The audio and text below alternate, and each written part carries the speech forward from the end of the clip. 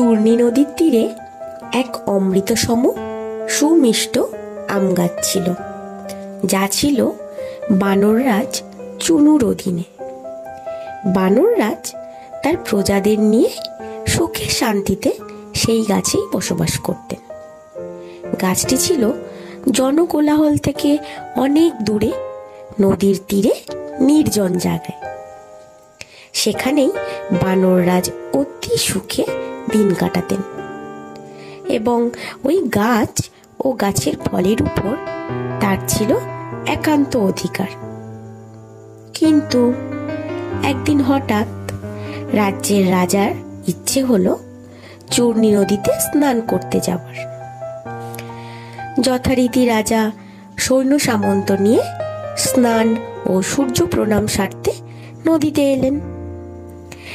রাজা সমুদ্রে ডুব দিতেই নদী তীরে চুনুর আম গাছ থেকে একটা আম টপ করে নদীর জলে পড়ল এবং স্নান সেরে ওঠার সময় রাজার হাতে সেই ফল পড়ল। রাজা সেটাকে সূর্যদেবের আশীর্বাদ বলে গ্রহণ করলেন এবং স্নান করে উঠে সেই ফল খেতে খেতে রাজার খুবই ভালো লাগলো। তখন রাজা তার সৈন্য সামন্ত নিয়ে গেলেন সেই গাছ দখল করতে। এদিকে চুনু তো পড়ল মহাবিপদে।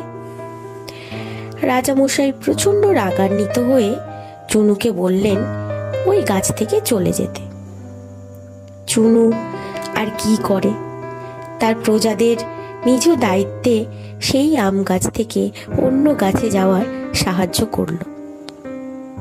সবাই তার পিঠের উপর দিয়ে এক এক করে অন্য আম গাছে চলে যেতে পারলেও চুনু হঠাৎ করে এক আম গাছের ডাল ভেঙে অনেক উঁচু থেকে চূর্ণী নদীর জলে পড়ে গেল এবং নিজের প্রজাদের রক্ষার্থে তার নিজের প্রাণই দিয়ে দিল।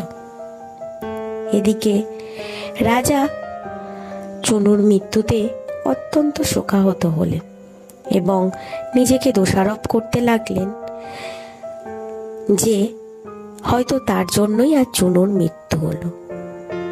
অবশ্যই রাজা চুনুকে চোখের জলে বিদায় দিলেন এবং তার কৃতকার্যের জন্য অত্যন্ত শোকাহত হলেন।